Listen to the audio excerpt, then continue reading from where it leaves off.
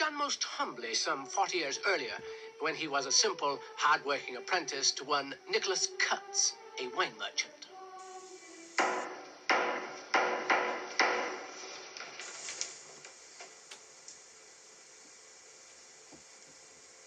Your poor master is safely laid to rest, John Whitson.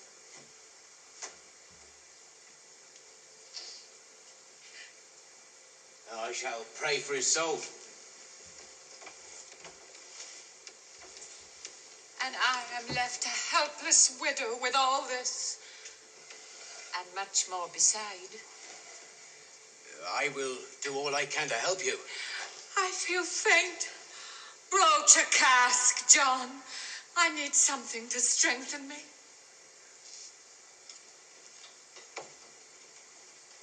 So you shall have something to strengthen you.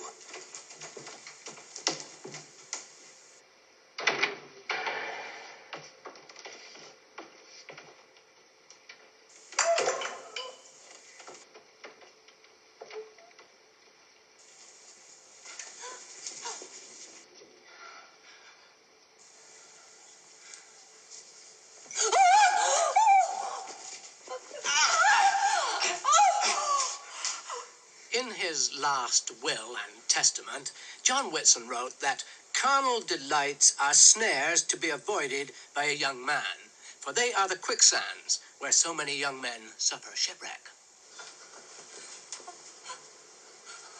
Oh, you lovely white-skinned widow, you! Oh, you luscious peach of a widow woman! I will never forgive you, John Whitson. Not only ripe, but rich! Oh, hallelujah!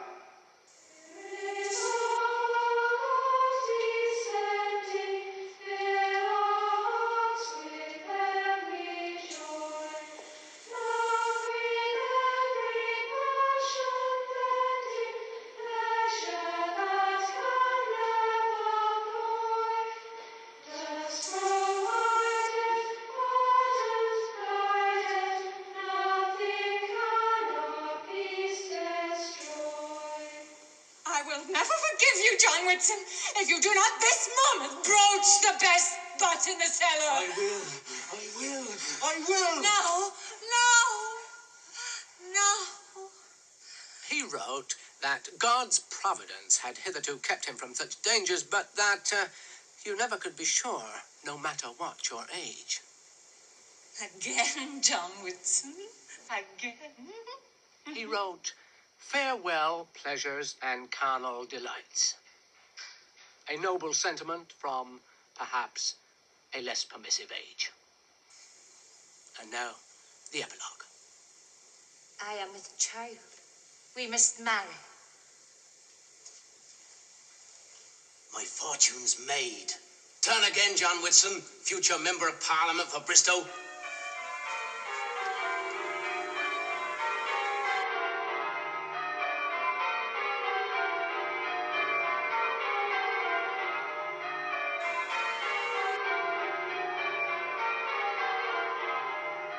And now, a brief view of the city of Bristol.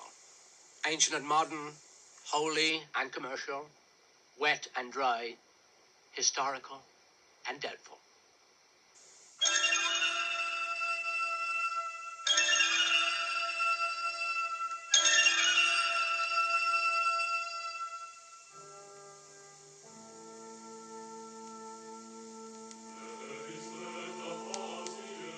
The freehold of this green belongs to the Dean and Chapter of Bristol Cathedral. There is, in our fair city, a fine selection of God's freeholds, full of peace on earth. In particular, St. Mary Redcliffe. Up its new spire climbed Proctor Baker, the mayor, 300 feet, his wife in tow, up the vertical ladders in a thunderstorm, to lay the 1-ton capstone on top, then stand on it in triumph. Bristol loves a novelty. Water almost everywhere. Rivers around, through,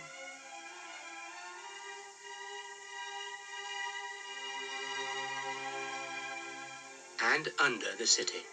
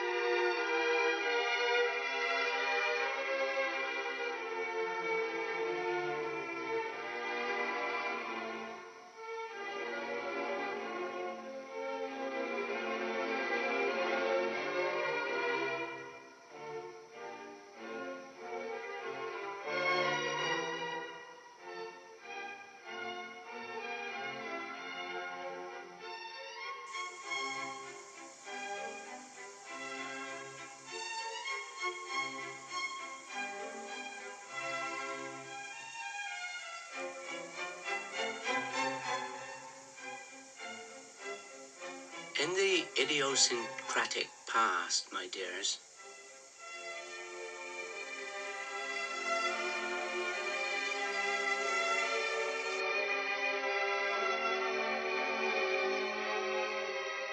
spec builders were wanton in terrace and crescent.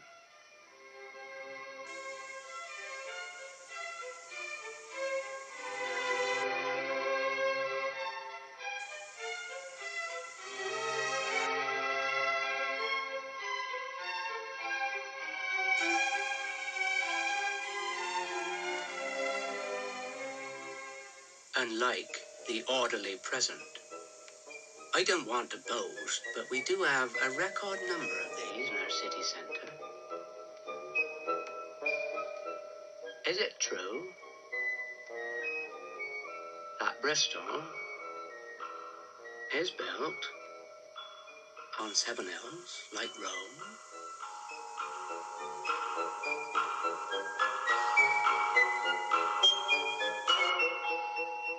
It feels like it.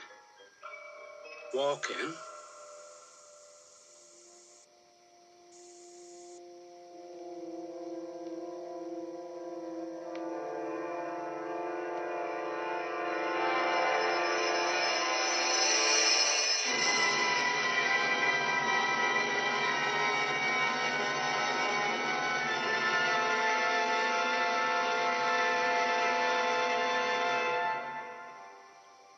Over 1,000,000 pounds.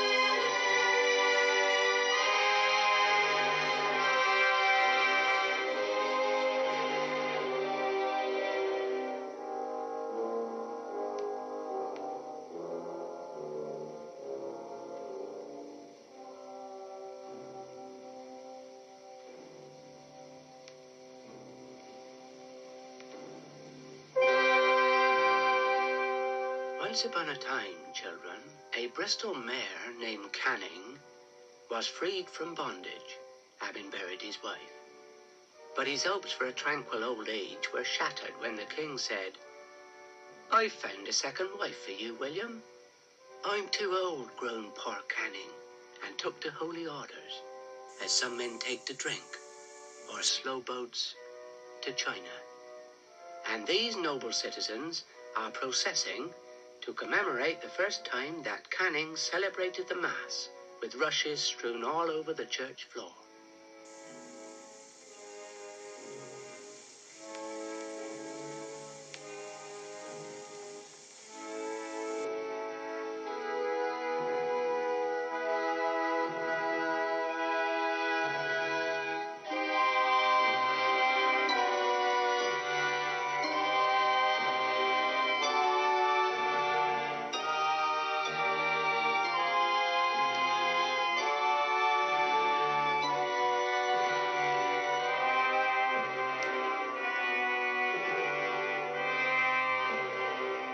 See you later, my lovely.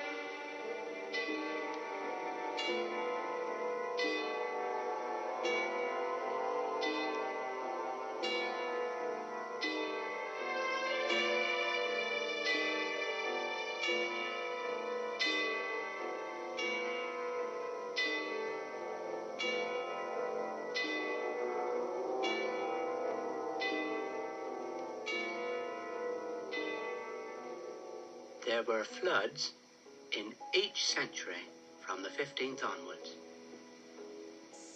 And each flood was as big a surprise as its predecessors.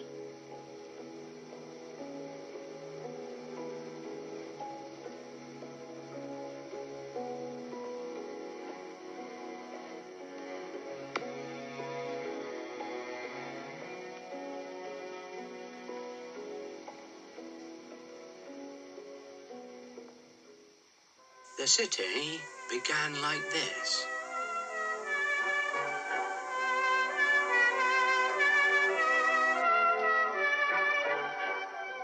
And grew like this.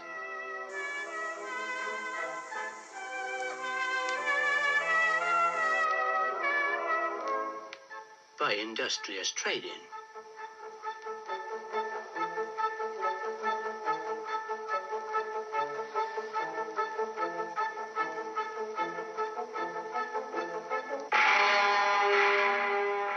The architects, builders, and planners, second to none in the kingdom, worked day and night to make Bristol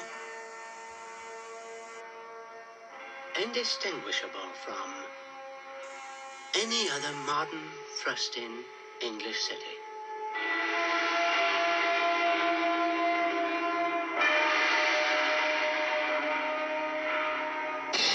You will have heard of this, I expect.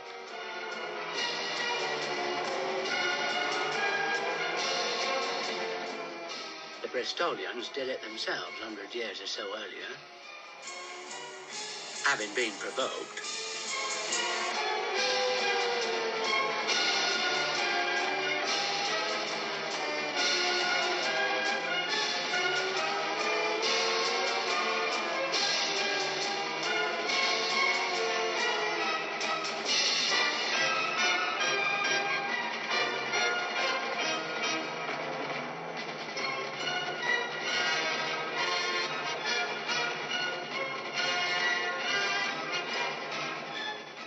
Among other things, it was the port of Bristol the Germans were after, which is now due to close, making a possible sanctuary.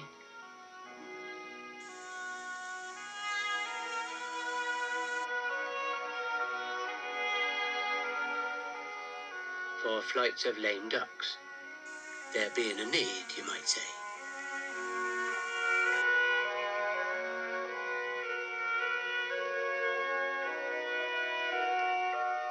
But westward look, the sky is bright. Big risk, long-term speculation.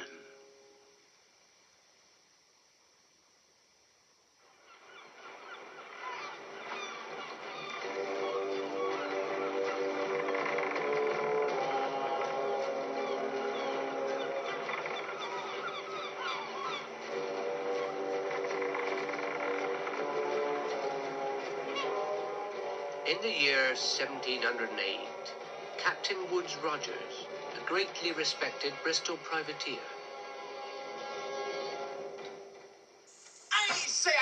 I say. What is the difference between a well-loved Bristol privateer and a pirate? I don't know. What is the difference between a well-loved Bristol privateer and a pirate? A letter of marque. And what is a letter of marque? This is a letter of marque. I cannot see that a piece of paper can make any difference between a well-loved Bristol privateer and a pirate. Aha. Approaching the island of Juan Fernandez, the alert captain noticed a strange sight.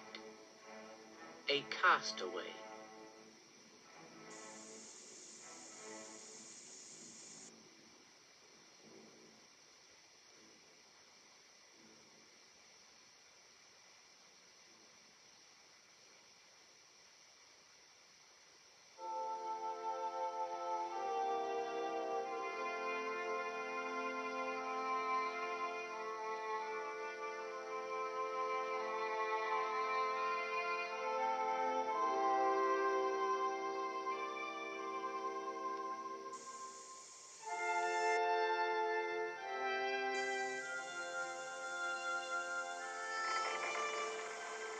The castaway was Alexander Selkirk, and in time, the journal of Captain Woodes Rogers inspired Daniel Defoe to write. But the main business of the voyage, like so many of the bold ventures financed by the merchant venturers of Bristol, was foreign trade.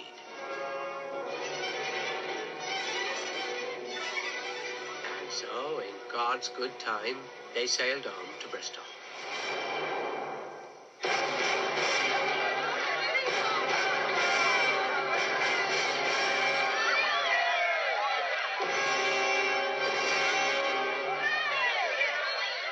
John Rumsey, town clerk at Bristol, congratulates the captain on his wonderful trading voyage.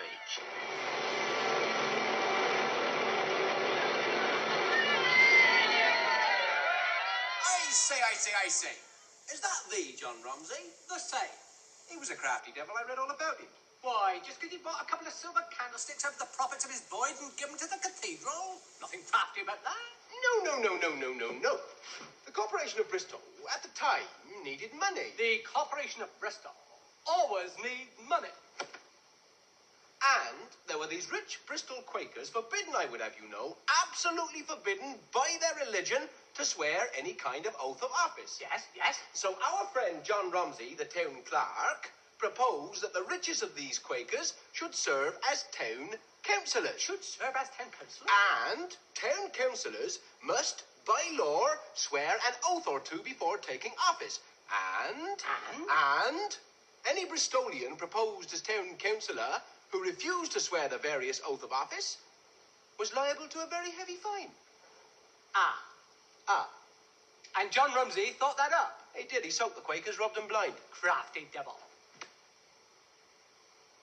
By the way, what happened in the end to Captain Woodes Rogers, the well-loved Bristol privateer? They made him governor of the Bahamas. He was a great success as governor. He spent most of his time suppressing piracy. And what was the profit of the voyage of the Duke and Duchess? £170,000.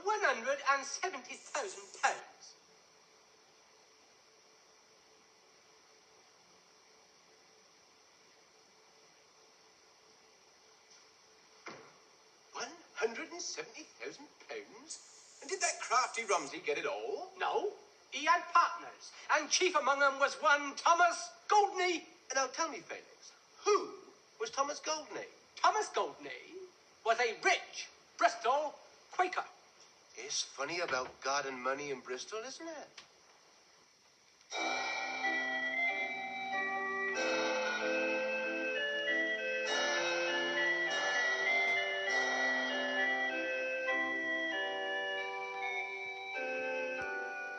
The public charities and benefactions given and founded by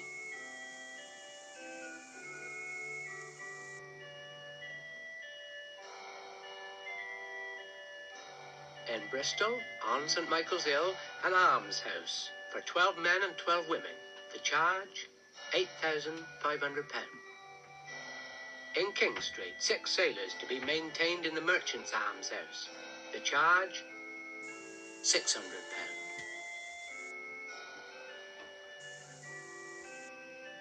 This great and pious benefactor was known to have done many other excellent charities, and what he did in secret is believed to be not inferior to what he did in public.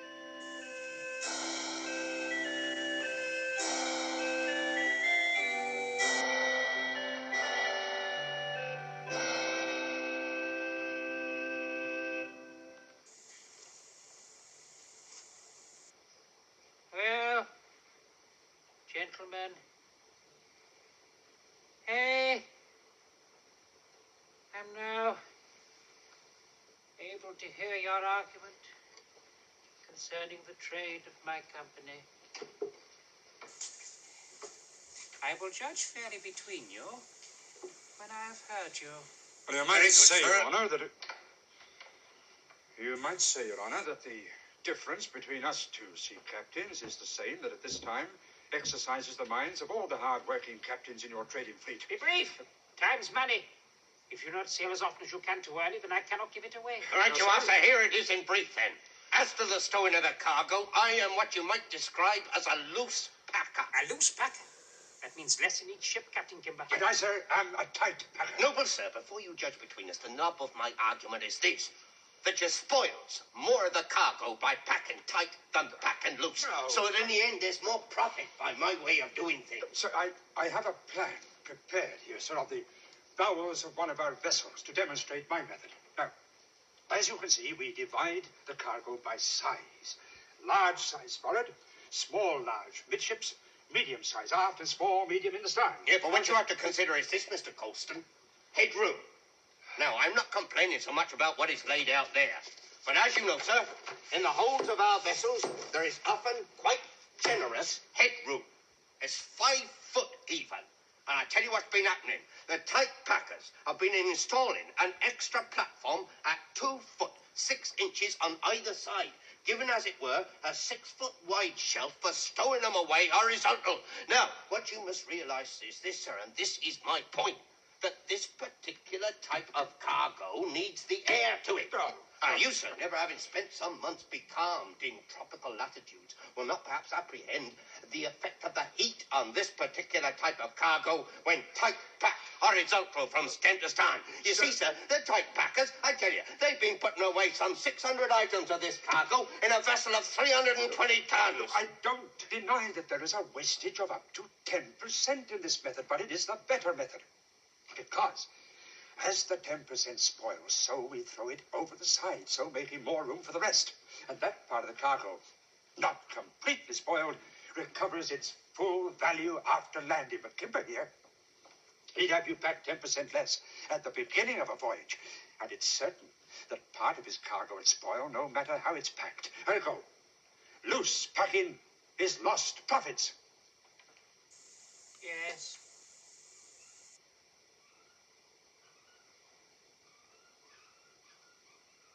That is a sound argument. Yeah, but then there's the crews to consider, sir. The crews? It's getting more difficult to crew the tight packers. The men don't like handling the cargo, and they dread the disease that comes of it. You know, we have to get them drunk and drag them aboard half the time. What? You treat your fellow men in that shameful way. I forbid it. Are you not Christian Englishmen?